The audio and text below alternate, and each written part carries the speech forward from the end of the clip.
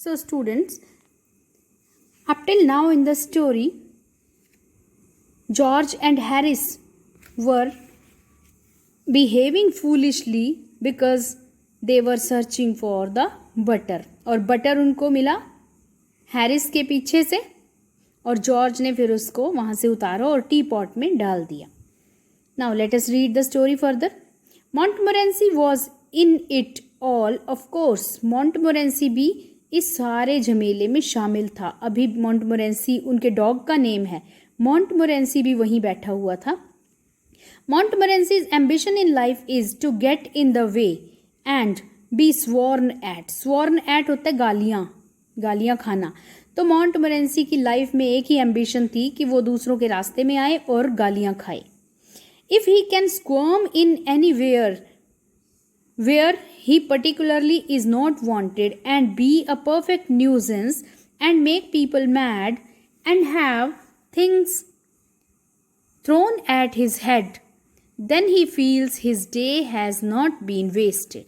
Montmorency ऐसे सोचता है कि अगर वो ऐसी जगह पे पहुंच जाए जहां उसे नहीं होना चाहिए. स्क्वाम मीन्स अचानक से कहीं से टपक पड़े और जहाँ पे वो नहीं होना चाहिए और एक परफेक्ट न्यूजेंस लोगों के लिए सिरदर्दी बन जाए और लोगों को परेशान करे, पागल बना दे और उसके सिर के ऊपर चीज़ें फेंकी जाएं, लोग उसे मारें, तो उसे लगता है कि आज उसका दिन वेस्ट नहीं हुआ. To get somebody to stumble over him and curse him steadily for an hour is his highest aim and object.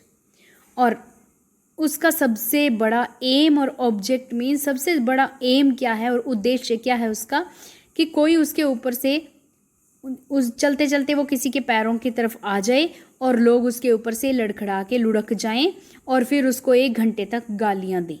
तो ये उसको ऐसे लगता है कि सबसे बड़ा उसका एम लाइफ में यही है. And when he has succeeded in accomplishing this his conceit becomes quite unbearable. और जब वो ऐसा करने में सफल हो जाता है, अकम्प्लिशिंग मीन्स पूरा कर लेता है इस अपने कोशिश को, तो उसे पूरी खुशी होती है. Conceit becomes quite unbearable means conceit यहाँ पर है he becomes proud of himself और इतना प्राउड फील करता है कि वो अनबेयरेबल होता है, उसे सहन भी नहीं होता, मीन्स वो बहुत ही ज़्यादा बेहद खुश हो जाता है.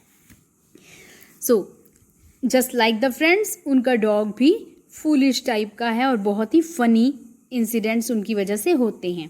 ही came and sat down on things just when they were wanted to be packed.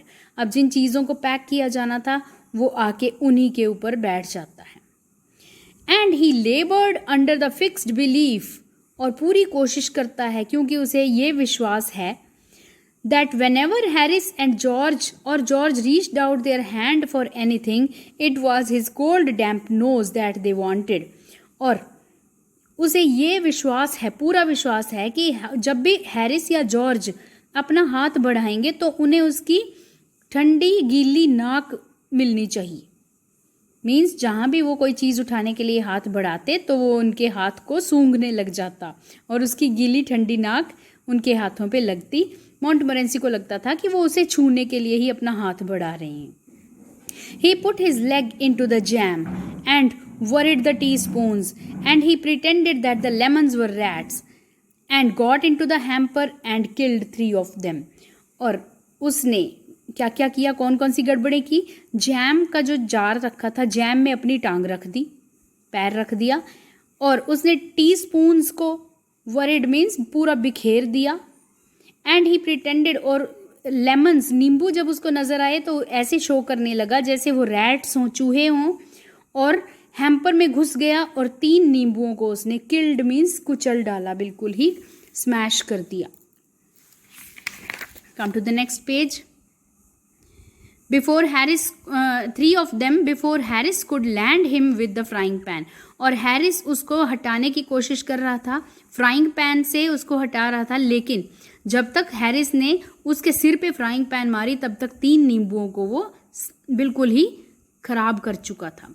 Harris and said I encouraged him, और हैरिस कहने लगा कि मैंने, नरेटर ने, ऑथर ने, हिम यहाँ पर मॉन्टमोरेंसी के लिए है, कि मैंने मॉन्टमोरेंसी को उकसाया था ये सब करने के लिए। आई डेंट एनकरेज हिम, मैंने नहीं उकसाया था। A dog like that doesn't want any encouragement, ऐसा कुत्ता मॉन्टमोरेंसी जैसा डॉग, उसको कोई एनकरेजमेंट चाहिए ही नहीं, वो तो खुद ही ऐसा रहता है। It's the natural original sin that is born in him that makes him do things like that, उसके अंदर ये जन्म से ही ये क्वालिटीज़ हैं कि वो ऐसे ही हरकतें करता है। The packing was done at 12:50, और 12:50 पर पैकिंग ख़त्म हो गई। And Harris sat on the hamper, big hamper के ऊपर हैरिस बैठ गया। And said he hoped nothing would be found broken, और ये भी कहने लगा कि मुझे उम्मीद है कि मेरे इसके ऊपर बैठने से कोई चीज़ टूटेगी नहीं।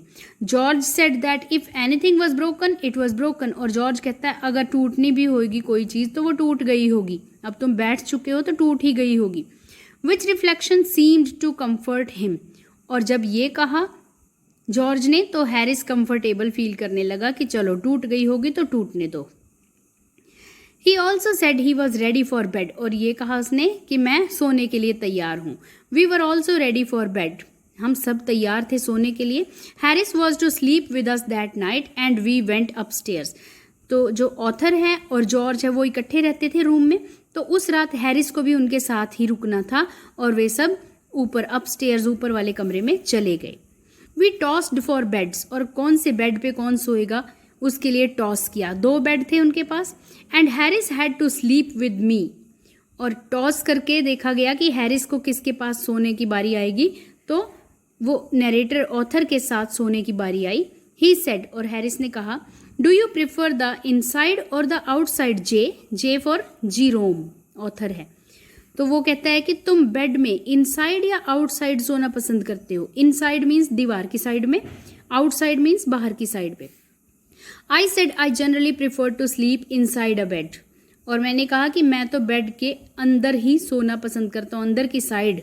यहाँ पर इनसाइड अ बेड का मतलब है कि चादर ओढ़ के।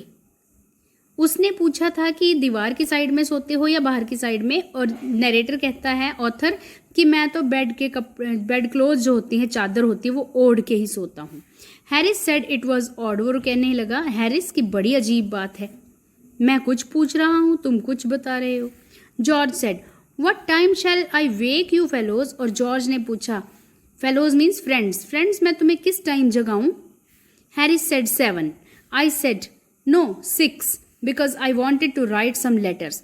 अब हैरिस ने 7 बजे कहा, लेकिन ऑथर ने कहा कि 6 बजे उठा देना, मुझे कुछ लेटर्स भी लिखने हैं। Harris and I had a bit of a row over it, और हैरिस और ऑथर के बीच में थोड़ी देर तक रो मीन्स थोड़ी बहस होती रही। But at last split the difference and said 6:30, लेकिन अंत में हमारे डिफरेंस मीन्स हमारे जो मतभेद थे वो स्प्लिट दूर हो गए। हमारे जो डिसएग्रीमेंट था, एक 6 कह रहा था, 7 बजे कह रहा था, दूसरा 6 बजे, तो हमने अपने डिफरेंसेस को स्प्लिट कर दिया, दूर कर दिया, और हम एग्रीड हो गए कि 6:30 6:30 बजे उठा देना। Wake us at 6:30 George we said, और हमने कहा जॉर्ज हमें 6:30 बजे उठा देना। जॉर्ज मेड नो आंसर, लेकिन जॉर्ज ने कुछ उत्तर नहीं दिया।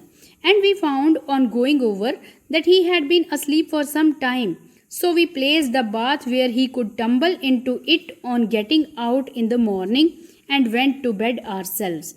और जॉर्ज ने कोई आंसर नहीं दिया। जब उसके पास जाकर देखा तो हमें पता चला कि वो तो कुछ देर से सो रहा है।